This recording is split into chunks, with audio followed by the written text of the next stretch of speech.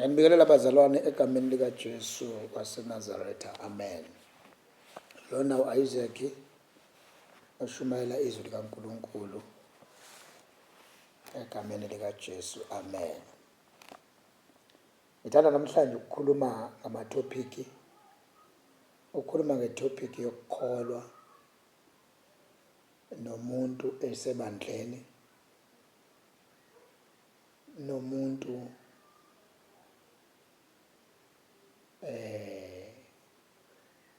ongamazi uNkulunkulu. Ngithanda ukukhuluma nje ngamathopiki cisho azothi ukuba maninganyana. Intshumayelo yami ngizothi ukuthi ngithi ukuyinabisa.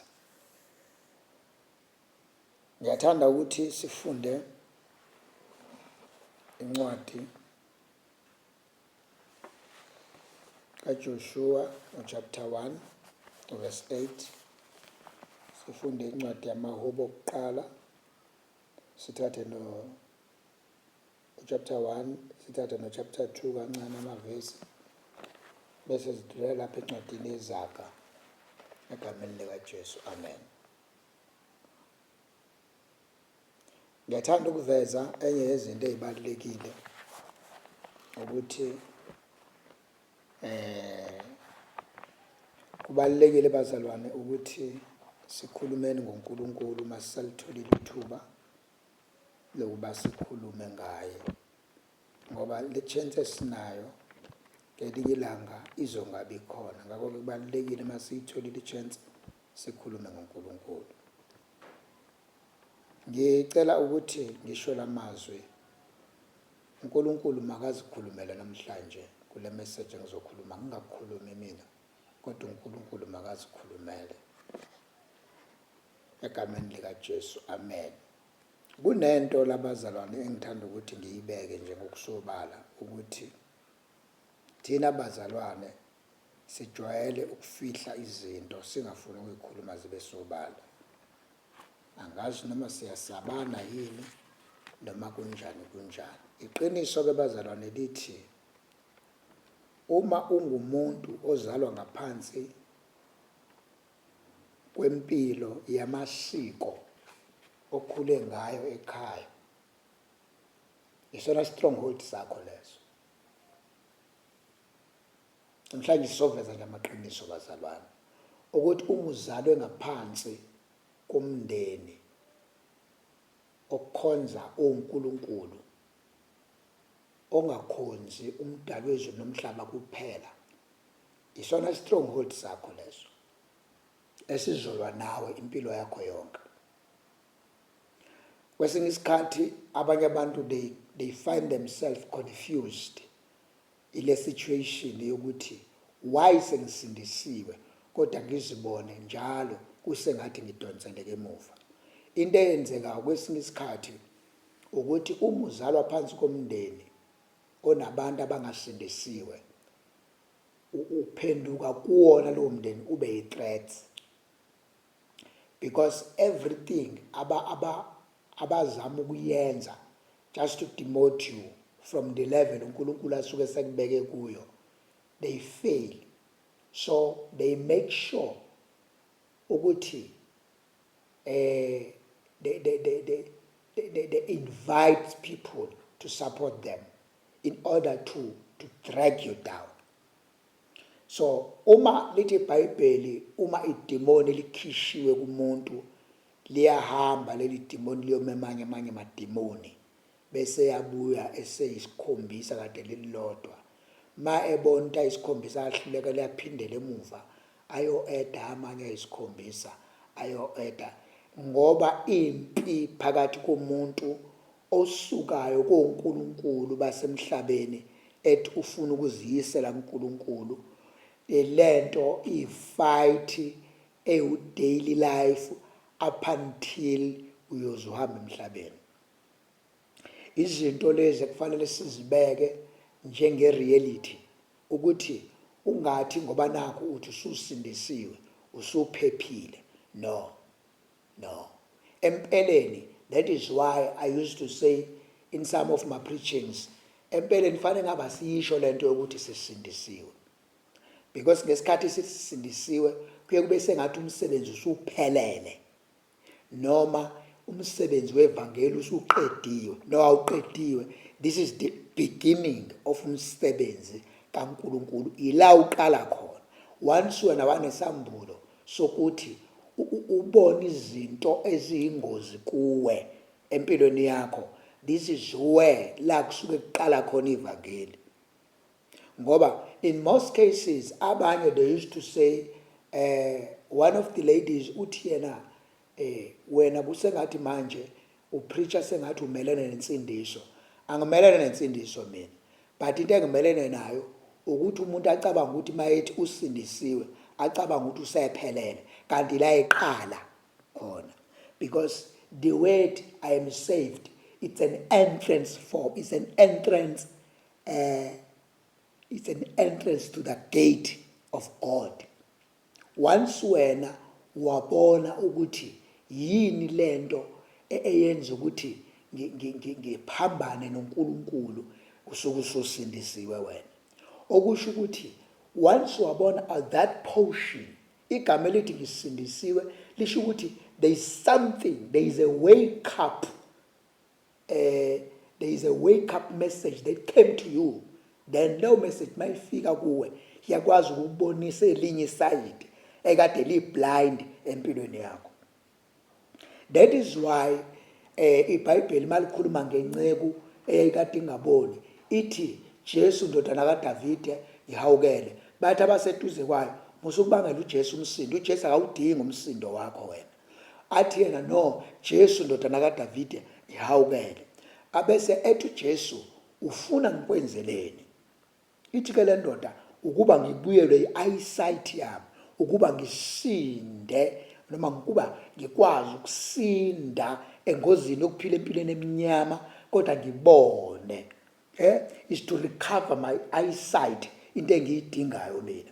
Lithi ke iBhayibheli ngesikhathi esho njalo uJesu wayenza leyo nto, wayisindisa leyo ndoda yakwazi ukubona.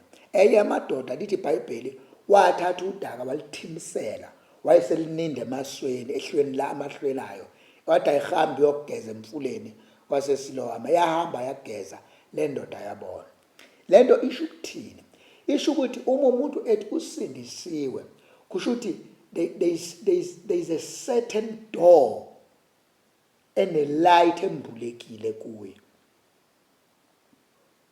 That is why kwesinye isikhathi uma sichaza insindiso fanele sibe in details thina, because we understand ukuthi sithini masikhuluma ngensindiso. Insindiso awuthi mawuthi usindisiwe bandleni usindiswe kuwo wonke amalokhuzana empilo yakho, but usindiswa to a certain, there is a certain. That is why makune iBhayibheli uma kuthiwa umfundisi akame phambili ashumayele, usuke ezosindisa impilo yalowo muntu ngalolo suku ngale ncwadi akhuluma ngayo. Kube sekuba wena usuyisa uNkulunkulu noma uyisayo komdala wensuku noma uyisayo kuMoya oNgcwele, uthi nalawa amanye amasayidi ase-blind ngiyawaletha kuwe ngoba leli selisindile, sengikwazile ukubona, ngicela nalawa amanye ukuba sindiswe.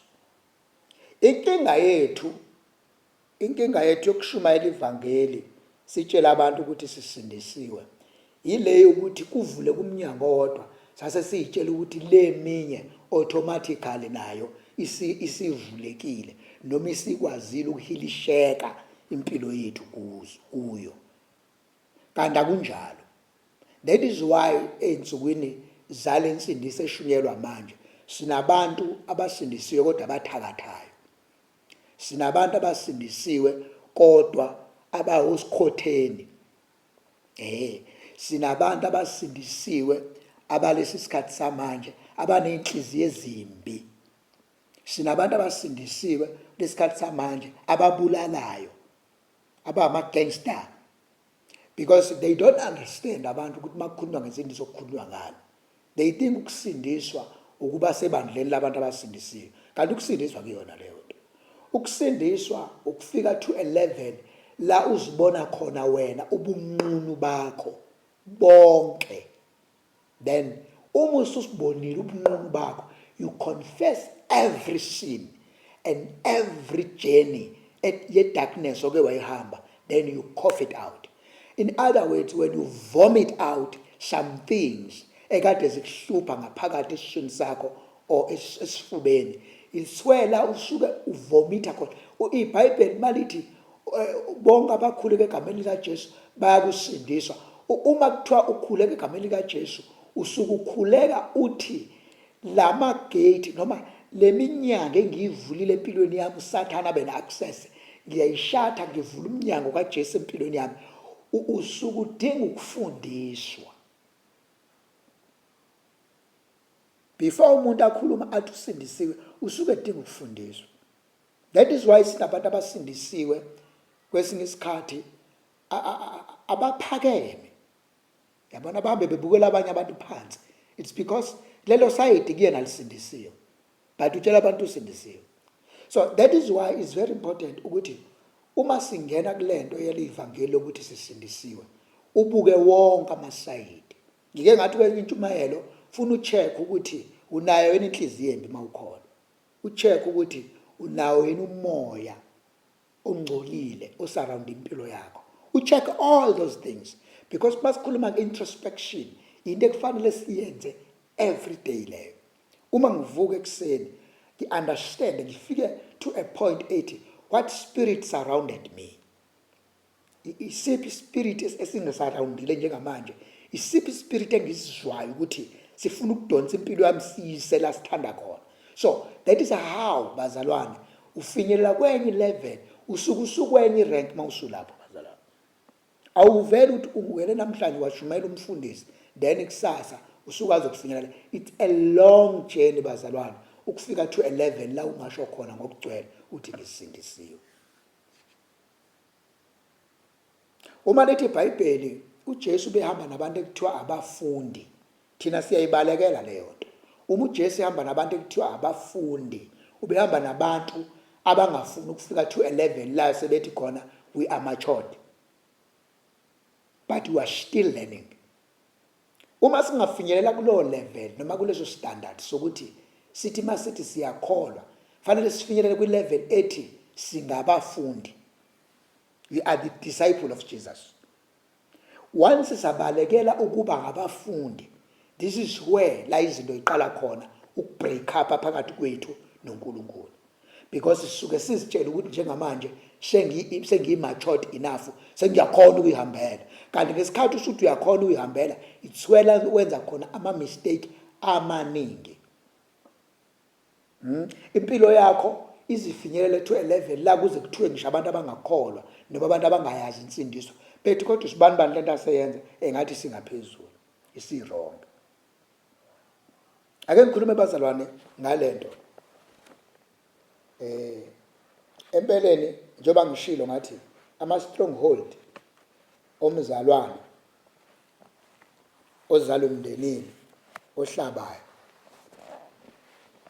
ayiwona ama-spirit alowo mndeni azalwa kuwona. That's a first stronghold ezoba ne-challenge, ezo-challenge impilo yakho each and every day. Iyona leso stronghold. Uma uwine leso stronghold sasekhaya usuke uwinile ey'ntweni zonke.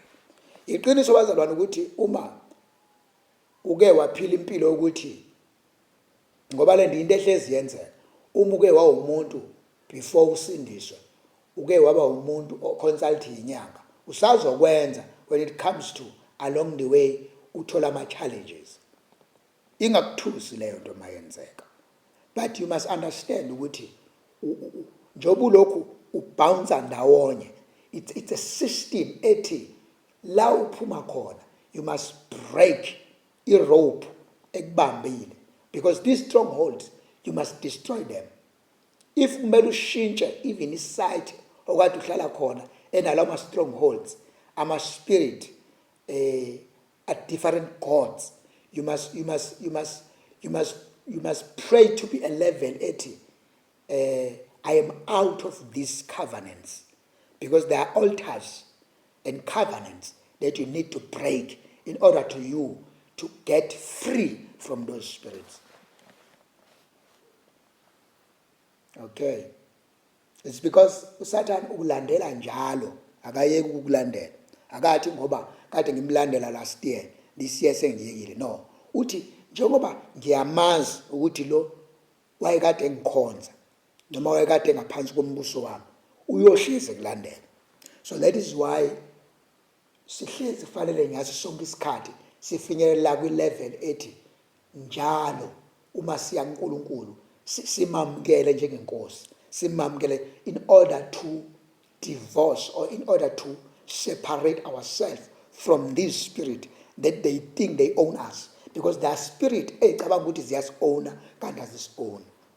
Isizathu ukuthi sizalwe ngaphansi komindeni esuke isebenzisa lama-spirit, bese icabanga ukuthi imimoya ngoba imidala kunathi, bese icabanga ukuthi siyingane zawo, kanti along the way sizothola uNkulunkulu, bese kuba khona i-separation eyenzekayo. Alright, ngiyayithanda kakhulu bazalwane. Empeleni iBhayibheli lithi ngenkathi kukhona ukwehlukana phakathi kumuntu mhlambe nama-spiritual fathers, mhlambe kuyenzeka ukuthi omunye endleleni athi mina kwashona umfundisi wayestrong engangikade ngikhonza kuyena, so ngabona ukuthi impilo yami angeke sakwazi ukuqhubeka, ngabuyela ezweni. So ngifisa ukuthi ngifunde le ncwadi uJoshua 1 verse 8. Ifundeka kanje bazalwane: le ncwadi yomthetho mayingasuki kuwe,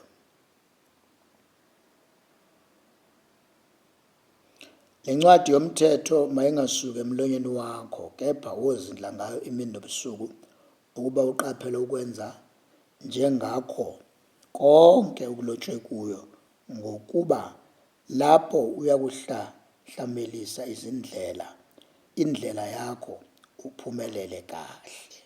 Amen. Ngiyayithanda kakhulu bazalwane le ncwadi yomthetho,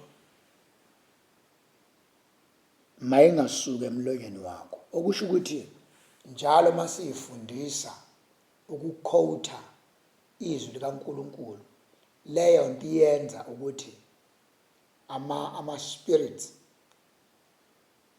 angcolile athi get away from our life, ngoba we have a covenant with God, because whatever we used to confess with our tongues, it shows ukuthi si-rooted kuphi.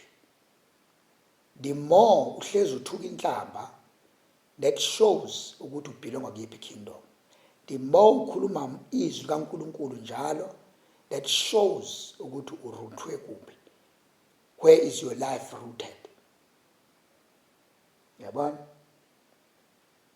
The more your heart willing to see other people collapsing, that shows ukuthi ubelonga kuyiphi kingdom. The more you willing to find people in the kingdom of God, that shows ukuthi ubelonga kuyiphi kingdom. Because emthonjeni oyodwa akwazi ukuphuma amanzi amabili, kodwa emthombeni munye kuphuma amanzi awodwa. Ngiyafisa ukuthi ngisho le ukuthi khona isikhathi la isitha khona siyeke sivale khona ukuthi ivangeli singalishumayeli. Lithi iBhayibheli masilifunda ngelinye ilanga, shumayela kuyisikhathi nanoma kungesisona isikhathi. Shumayela Timotheo kuyisikhathi nanoma kungesisona isikhathi. Okusho ukuthi khona isikhathi la isitha noma imimoya yobumnyama esuke isigarantile khona ukuthi angeke safakaza ngoJesu lowo muntu, useyekile. Lithi iBhayibheli shumayela kuyisikhathi nanoma kungesisona. Okusho ukuthi ngesikhathi ushumayela la isitha seyitshela ukuthi ngeke usashumayela, itswela uNkulunkulu esuke seduze kakhulu kwakho, ngoba usuke neshoyo ukuthi sekufanele ngabe manje wena usesihlukanile ngendlela, kodwa ngenxa yokuphikelela, ngoba le ndlela yezwi kaNkulunkulu noma le ndlela yokukholwa ifuna abantu abaphikelelayo. Uma ungesona isiphikeleli kule ndlela, ungenayo inkani yevangeli lokuba ngisiphikeleli, angeke ulunge kule ndlela, ngeke uzulunge. le ndlela idinga abantu abangazolingisa izwe. Kungathi ngoba nakho abantu bayakuthakatha nawe ujike bese uyathakatha. Kungathi ngoba nakho abantu bakhethile nawe bese uyajika uyabahetha. Le ndlela kaNkulunkulu idinga ukuthi uremain uyilento iyona. Ungajikwa yizwe likwenza into eliyithandayo. Ithi-ke incwadi yamaHubo chapter 1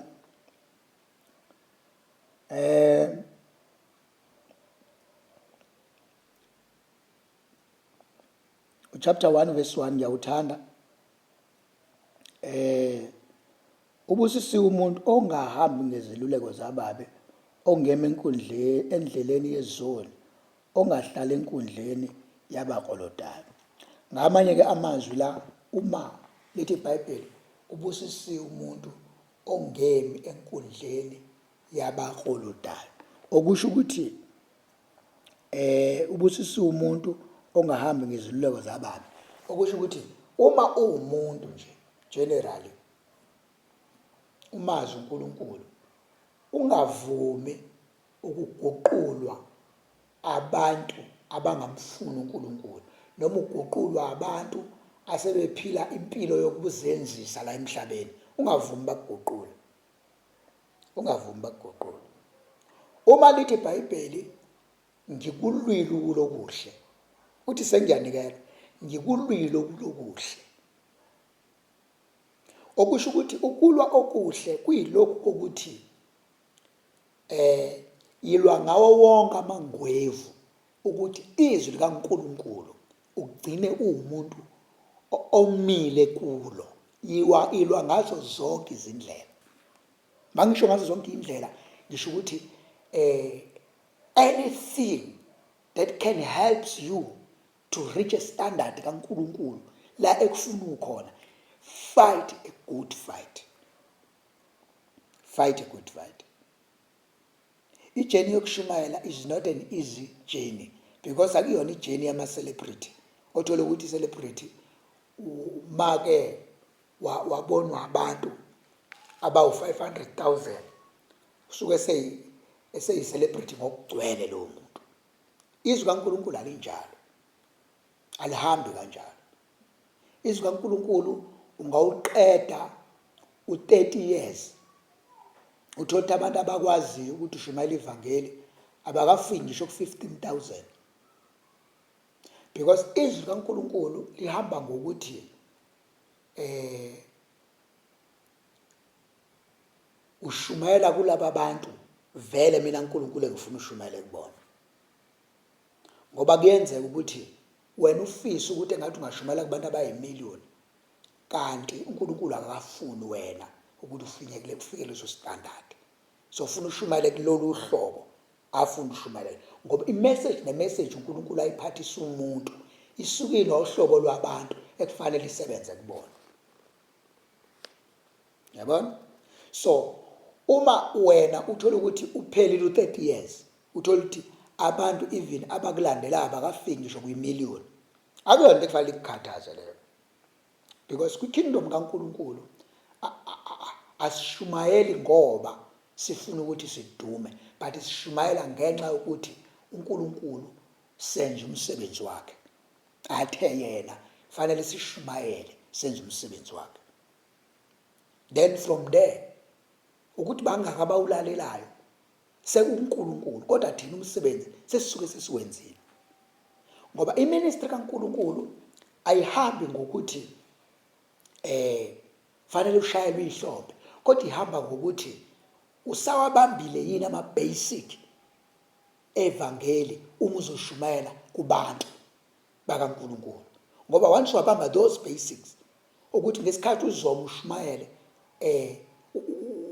awuzivezi wena kubantu kodwa uveza uNkulunkulu. Usabambe wona yini ama-principles ukuthi uma ushumayela izwi kaNkulunkulu you pray about that thing before uqale yenza yonke into, ukwenzela ukuthi ungashumayeli kanti usunespirit esesibehind esesikuphusha esenza ukuthi ngabe wena oshumayelayo kanti sekuyispirit esithile. yabo. So that is why izwi kaNkulunkulu kungelona le-fame. Uma umuntu nje oshumayelayo, awuyena ukuthi ngoba ushumayela ukuthi ufuna ukuduma, awushumayela ukuthi ngifuna ukukhanda ilegacy, no, ushumayela lokho, but ushumayela ukuthi wenza umsebenzi kaNkulunkulu njengalokho ekufuna. Alright. Uma ke lithi kaNkulunkulu singahambi ngendlela zababi, ngezeluleko zababi, okusho ukuthi fanele sibahlunga abantu esihamba nabo, singahambi nalo lonke uhlobo lwabantu. Ngiyawuthanda chapter 2.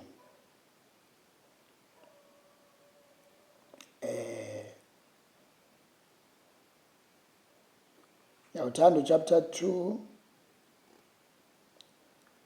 uverse 11, chapter 2 verse 11 kona mahubo uthi mkhonzeni uJehova ngokwesaba nethabe ngokuthuthumela. Alright, ukusho ukuthi uNkulunkulu masimkhonza ngokwesaba ngaso sonke isikhathi, lokho kuzokwazi ukuthi uNkulunkulu akuthokozele ukuthi sabambe wona lama basic kade ngikhuluma ngawo. Ngoba mase singasemesaba uNkulunkulu, sizobonakala sesenza noma yini endleleni yevangeli kaNkulunkulu. Kodwa uma simesaba ngaso sonke isikhathi, sizokwazi ukuthi senze lento asitshele yona. Kuthi ke incwadi yeZaga engithanda ukukhuluma ngayo ithi iZaga 3 isihloko sithi ukuthi ukumethemba uJehova. Ngithanda uverse 5, chapter 3 verse 5 incwadi yeZaga. Themba kuJehova ngayo yonke inhliziyo yakho, ungenciki kwakho ukuqonda. Mazise nezindleleni zakho zonke, uyakuqondisa imikhondo yakho. Alright, bese uthi 7, ungabi ngohlakaniphile emehlweni akho, mesabe uJehova udede ebubeni. Bese uthi 11, ndodana yami ungadeleli ukulaya kukaJehova, ungakhathazeki ngokusola kwakhe, ngokuba uJehova uyamlaya amthandayo njengoyise indodana ayithandayo. Ngiyamthanda u16 uthi ubude bezinsuku busesandleni sakho sokunene, nakwesokhohlo kukhona ingcebo nodumo. Amen. Liphilile Baba leli lizwe, linamandla. Siyambonga kakhulu uNkulunkulu ngalamazwi esesiwafundile. Uma ithi lencwadi themba kuJehova ngayo yonke inhliziyo yakho, ungenciki kwakho ukuqonda, okusho ukuthi ngamanye amazwi asingamenzeli uNkulunkulu umsebenzi ngengqondo yethu. Ngelinye ilanga sihamba size sikhulume even kwimilingo esigcina sabazalwane, siyifaka within the church, siyifaka imilingo emasontweni. Iqonde lokho lencwadi ithi ungenciki kwakho ukuqonda. Ngamanye amazwi ungabi nezinto zakho oyisebenzisayo uzama ukulekelela uNkulunkulu noma uzama ukulekelela ivangeli. Unganciki kwakho ukuqonda kulezi zinto zakho nje lezozazi ukuthi mangingathola into ethile mina inga-increase membership esontweni. Lithi izwi lenkosi unganciki kulezo zinto. Bese ithi mazise ezindleleni zakho zonke, uyakuqondisa imikhondo yakho. Kusho ukuthi yonke into oyenzayo uNkulunkulu mazise uNkulunkulu, uyaqondisa imikhondo yakho. Uma kunezinto oyibona ukuthi ziyakwehlula endleleni, mazise yena. Ngiyamthanda 11 othi ndodana nami ungadeleli ukulaya kwaJehova, ungakhathazeki ngokusola kwakhe, ngoba uJehova uyamlaya amthandayo njengoyise indodana ayithandayo. Inhle kabi le ncwadi bazalwane.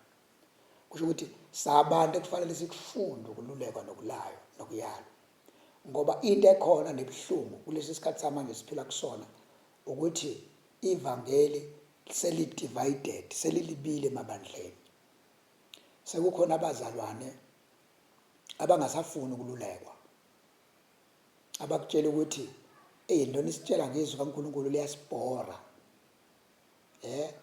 Okusho ukuthi nikhuluma kakhulu kodwa manje anifuni uku-understanda nini ukuthi siphila kwi-20th century manje thina.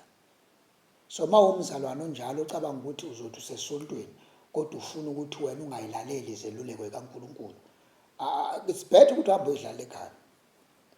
ungalokhu uzohlala esontweni ubune stress, because esontweni akuyona indawo yokuzochitha isizungu noma ukukhonza uNkulunkulu, akuyona ilokhuzana i-burden. Ungakwenzi kube i-burden, yabona, because once kwa i-burden ukukhonza uNkulunkulu uzogcina kwesinye isikhathi ukulahla phansi uyeke, kodwa kwenze kube i-daily living life, into nje part of your life ukukhonza uNkulunkulu, ukuthi I cannot move forward without my God. Yeah? Because God as a spirit, he invested in me. Leso spirit asifaka kimi isona kufanele njalo ngimseve ngaso, yabona. So mina noNkulunkulu asikwazi ukuhlukana ngoba kunento ayifake kimi, kunento ayibeke kimi. That is why it's very important ukuthi ngimkhonze, yabona. And uma sesithola ukuthi ebandleni abantu sebehlukene kabili, sekukhona abangasafuni ukululekwa, khona abafuna ukululekwa. So it's better ukuthi umuntu akhululeke, angalezi ivangeli kube ngathi ivangeli limenza isigqila. No, ngoba ivangeli once wabona ngathi manje selikwenza isigqila, akuselona ivangeli lelo, sekwenye into. Kodwa ivangeli liyilento yokuthi uma uthole lona ngempela likwenza ube free ngisho emoyeni wakho, ukhonza uNkulunkulu, uzizwe ukuthi awukweleti muntu uma ukhonza uNkulunkulu, yabona. So ngamanye amazwi asimkhonza uNkulunkulu ngoba simkweleta, kodwa simkhonza ngoba uNkulunkulu kithi, ungubaba wethu, ungumzali wethu, ungumbheki wethu, unguprovider wethu, unguprotector wethu, ungushelter wethu, uyikho konke kithi, uyi-source of living of our life, uyi-source of our life uNkulunkulu. So ngamanye amazwi uma ususa umuntu kwi-origin yakhe uzobe fake lowo muntu. So we cannot move away from our source. Our source is God. Our source is God. Our source is God. So uma sithi asifuna ukuleleka umzali wethu, ufoundation wethu, so sizoluleka ubani? It's better ukuthi singayenzi lento yokukhonza uNkulunkulu ibe umthwalo empilweni zethu, but asiyenze ibe one of the part of our life, one of the source of our living. Siyozizwa ke sifree endleleni yethu. Ubude bezinsuku bisisandleni sokunene nakwesokhohlo kukhona ingcebo nodumo. Ngiyayithanda le ngoba isho ukuthi njalo kusho ukuthi masikhuleka sekufanele sibe nokuqonda ukuthi kwesokunene khonani, kwesokhohlo khonani. So kusho ukuthi ngisho uthandaza uyazi manje ukuthi Nkosi umnikile wena wangiqondisa ukuthi esandleni sami ngiphethe izinsuku zami. Uthi-ke lo mbhalo wezikaNkulunkulu, kunganjani uNkulunkulu wandisa umkhawulo wami? Kunganjani? Manje-ke yilowo mthandazo kufanele masabazalwa nesikholwa sibuye siwukhuleke lo mthandazo uthi andisa Jehova umunxa wey'nsuku zami. Uthi andisa Jehova umunxa wengcebo yempilo yami kuze ngiqhubeke ngiye phambili. Le nto kanti isezandleni zethu, sinikeziwe. Fanele sithi nje Jehova, enlarge my territory. Enlarge my territory. Oh God, I pray. Enlarge my wealth. Egameni likaJesu. Then uNkulunkulu will going to do that because uthi lento ivele kuthina. Ngomusa wakhe ke siyamphakamisa futhi siyambonga sithi ungcwele ufanele izibongo nendumiso uyikho konke kithi. Ngabanye amazwi nje in total yayo yonke le ntshumayelo ngifisa ukuveza ukuthi uNkulunkulu usidinga simkhonza, simdumisa, ngoba uyabona mawusuze waricha 11 ethu no 60 years kodwa uqala phansi manje uzizwa ungena umoya womona, qala phansi ungena umoya wokufisela abantu izinto ezimbi, ungena umoya wokufisa ngathi nje abantu bangephumelele. Mhlobo wami, ngiyafisa ukuthi ngiyisho lento. Usebhadini, useshweni, usemanzini amnyama. Awukwazi ukuthi usumdala kangaka kufanele ngabe wena oyisibonelo even emphakathini uqala phansi ucethezana nemizi yabantu, uqala phansi uhamba uvala indlela nempilo zabantu. Awukwazi wena nje kusho ukuthi usemanzini amnyama. Ngamanye amazwi fanele sisho leyo nto, awukwazi ukuthi kade uyingane usemncane ubunomona, namanje ma ufika kwi-level engabe ufika kwi-maturity level uqala phansi ubuyele ebunganeni. Ayikho lento yenza. Fanele sithi shumayela ivangeli silibeke ngokucacileyo. Uma ufika kwi-maturity level u-60 years uyi-maturity level, uyi-maturity standard. So fanele abantu mabeza kuwena bebuza izinto ukukhuluma amazwi aphilayo. Awukwazi no-60 years ukukhulumise komuntu ono-2 years. Awukwazi ukuthi uno-60 years ube nenhliziyo embi, because usadlula kulezo zinto. One of the day I was speaking one of the guys, ngithi mina endleleni yokuphila mawumuntu funa ufunda ukuneliseka. Yabona lento ukuthi uma uwumuntu nezinto ongakaneliseki ngazo kodwa kade wazalwa unenkinga wena, khona ama-spirit ohamba nawo. Yabona lento ukuthi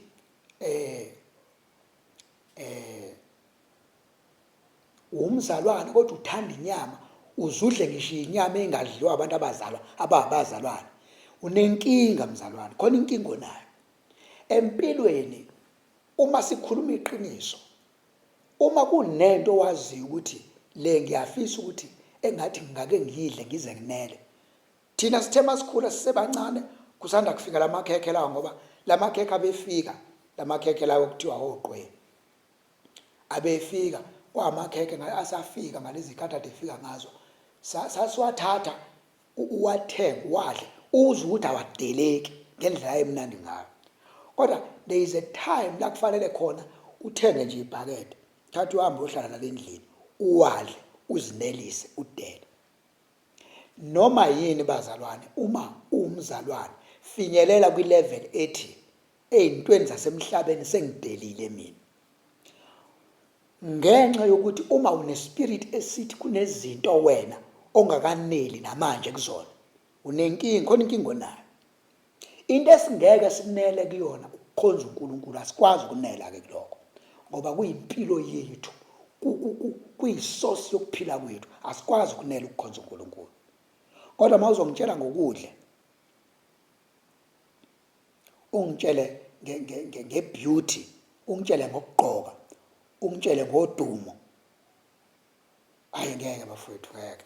Ukhuluma ngezinto nje engasho lutho, zonke lezi zinto izinto engasho lutho, ekufanele ukwazi ukufinyelela kwi-level ethi lezi zinto, ngoba sengimdala sengifike kwi-maturity level. Uma uthola uNkulunkulu umthola umoya ongcwele, umoya ongcwele uyakufikisa kwi-level yokuthi ube matured, irrespective of years, ukuthi uneminyaka emingakanani, uyakwazi ukukufinyelelisa kuleyo level, uzizwe unelisekile uthi lo engimfumene nginele ngaye, ngi-right bazalwane. So yilokho abengifisa ukuthi ngikhulume khona egameni likaJesu waseNazaretha. uNkulunkulu makasiphe umusa, asiphe uthando, asiphe ukubele, asiphe ukubekezela endleleni yethu yokuhamba nevangeli. Umusa weNkosi yethu uJesu, uthando, ubudlelwano nokuhlangana kaNkulunkulu engathi ungaphumula phakathi kwethu sonke, siqinise usilondoloze ngabanye ngoJesu iNkosi nongumthetheleli kuze kube phakade. Amen.